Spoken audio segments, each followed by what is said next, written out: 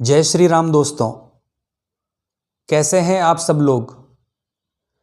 दोस्तों, इस संसार में दिखने वाले जितने भी पशु पक्षी जीव जंतु मनुष्य है, ये शरीर नहीं है।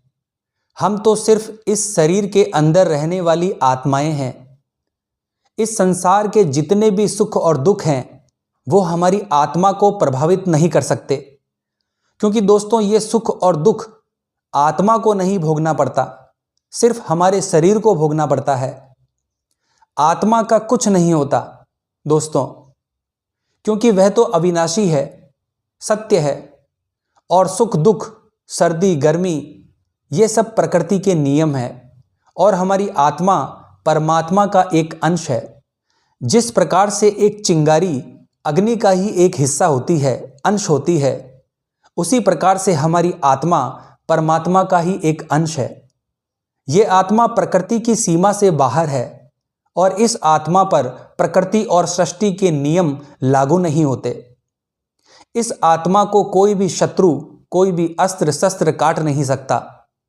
इसीलिए यह सब कुछ समझ लेने के बाद दोस्तों, आपको न तो किसी की मृत्यु पर शोक करना चाहिए और न ही किसी के जन्म पर प्रसन्नता प्रकट करनी चाहिए।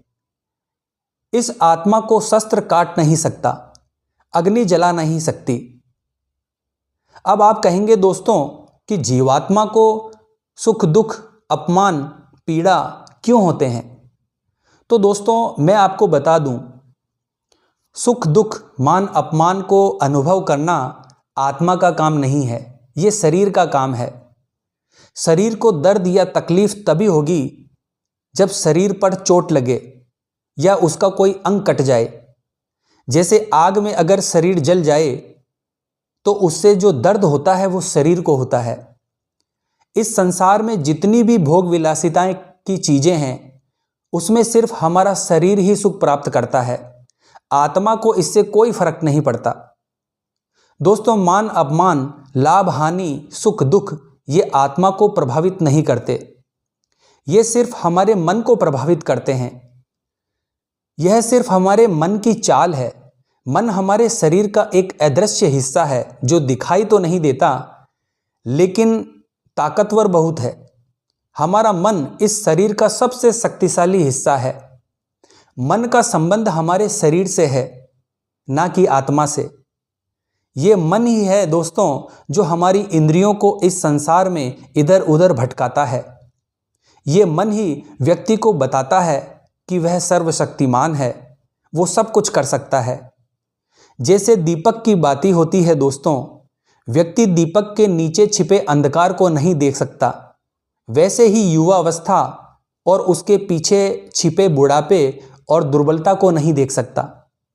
लेकिन जब शरीर रूपी दीपक में यौन शक्ति रूपी घी जलने लगता है और दीपक के नीचे छिपा अंधकार बढ़ने लगता है, तब व्यक्ति डर जाता है, चिल्लाने लगता है, चिंतित हो जाता है कि मैं बीमार हूं, मैं लाचार हूं, मैं बूढ़ा हो चुका हूं, मुझे बचाओ, मैं मरना नहीं चाहता। तो दोस्तों ये मन ही है जो रोने पीटने का नाटक करता है। आत्मा तो अजर और अमर है।